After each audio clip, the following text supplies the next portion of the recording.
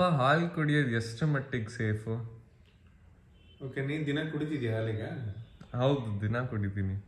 Golden milk safety ಇಲ್ಲ ಅಂದಿದ್ರೆ ನಾನು ಕೊಡ್ತಿದ್ದೆ ನಿನಗೆ. ಇಲ್ಲ.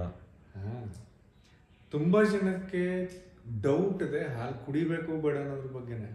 ಯಾಕಂದರೆ ಹಾಲು ಸೇಫ್ ಹೌದೋ ಅಲ್ಲೋ ಅನ್ನೋದ್ರ ಬಗ್ಗೆ. ನಮಗಂತೂ ಪುಣ್ಯಕ್ಕೆ ಒಳ್ಳೆ ರೈತರು ಸಿಕ್ಕಿದ್ದಾರೆ, ಬೆಸ್ಟ್ ಹಾಲು ಕೊಡ್ತಾರಲ್ವ. ಹೌದು.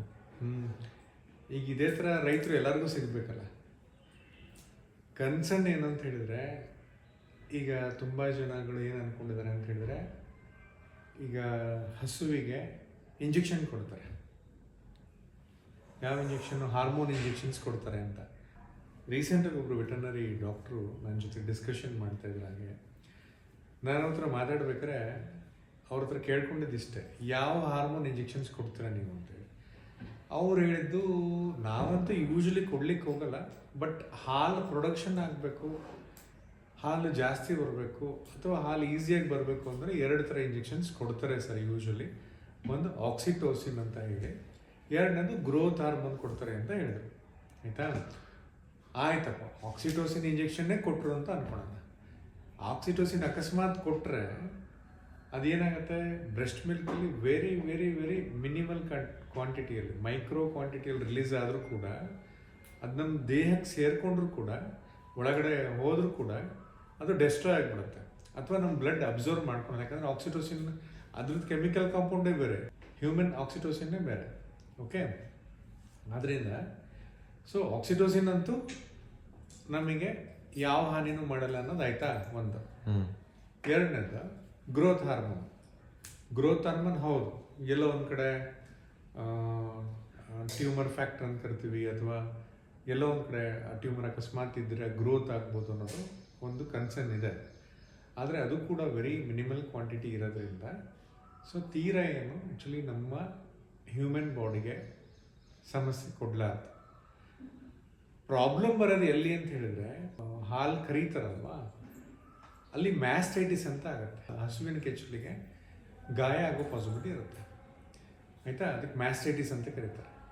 ಅಲ್ಲಿ ಅದಕ್ಕೆ ಅಪ್ಲಿಕೇಶನ್ ಮಾಡ್ತಾರಲ್ಲ, ಕೆಲವರು ಇಂಜೆಕ್ಷನ್ ಕೊಡ್ತಾರೆ, ಕೆಲವರು ಪೆನ್ಸಿಲಿನ್ ಆ್ಯಂಟಿಬಯೋಟಿಕ್ನ ಹಚ್ತಾರೆ. ಸರಿ ಕೆಚ್ಚಲು ತೊಳಿದಾನೆ ಅದನ್ನು ಹಾಲು ಹಿಂಡ್ತಾರಲ್ವ, ಹಾಲು ಕರೀತಾರಲ್ವ, ಆವಾಗ ಆ ಪೆನ್ಸಿಲಿನ್ನು ಹಾಲಿನಲ್ಲಿ ಬರೋ ಪಾಸಿಬಿಲಿಟಿ ಇರುತ್ತೆ.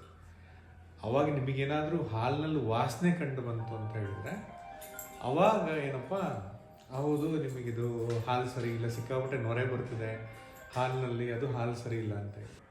ಪ್ರಾಬ್ಲಮ್ ಇರೋದು ನಮ್ಮ ಮನುಷ್ಯರುಗಳಲ್ಲಿ. ನಾವು ರೈತರುಗಳು ಏನು ಮಾಡ್ತಾರೆ ಅಂತ ಹೇಳಿದ್ರೆ, ಹಾಲನ್ನ ಡಬಲ್ ಕ್ವಾಂಟಿಟಿ ಮಾಡಲಿಕ್ಕೆ ಯೂರಿಯಾ, ಸುಮಾರಷ್ಟು ಸಬ್ಸ್ಟೆನ್ಸ್ಗಳೆಲ್ಲ ಮಿಕ್ಸ್ ಮಾಡ್ತಾರೆ.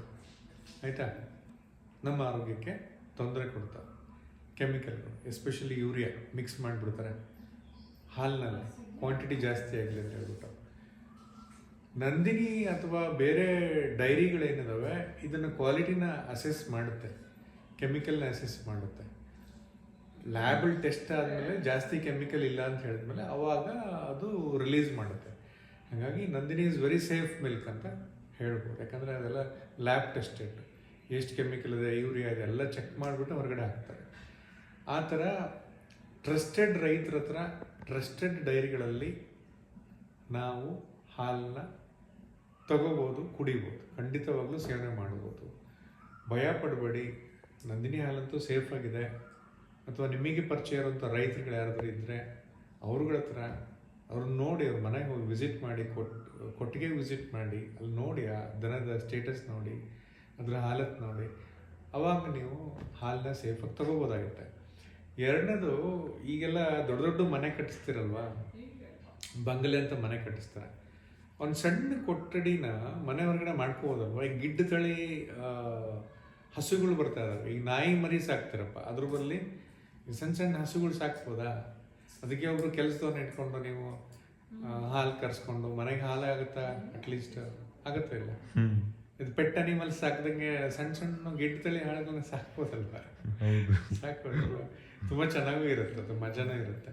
ಅದಕ್ಕೆ ಒಂದು ಸಪ್ರೇಟ್ ದೊಡ್ಡ ದೊಡ್ಡ ಬಂಗ್ಲೆ ಕಟ್ಟಿಸ್ತೀರಾ, ಒಂದು ಇಂಥ ಆಕಳನ್ನ ಇಟ್ಕೊಳಕ್ಕಾಗಲ್ವಾ?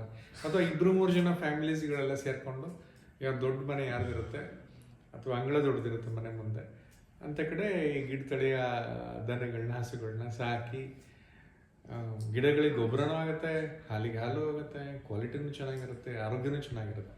ಅದಕ್ಕೆ ಹಾಲು ತುಂಬಾ ಒಳ್ಳೆಯದು, ಪೋಷಣೆಗೆ ಒಳ್ಳೆಯದು, ಡೆವಲಪ್ಮೆಂಟಿಗೆ ಒಳ್ಳೆಯದು, ಬೇಕೇ ಬೇಕು ಹಾಲು. ಅದಕ್ಕೆ ಹಾಲನ್ನ ಬಳಸಿ, ಹಾಲನ್ನ ನಿಲ್ಲಿಸ್ಲಿಕ್ಕೆ ಹೋಗಬೇಡಿ.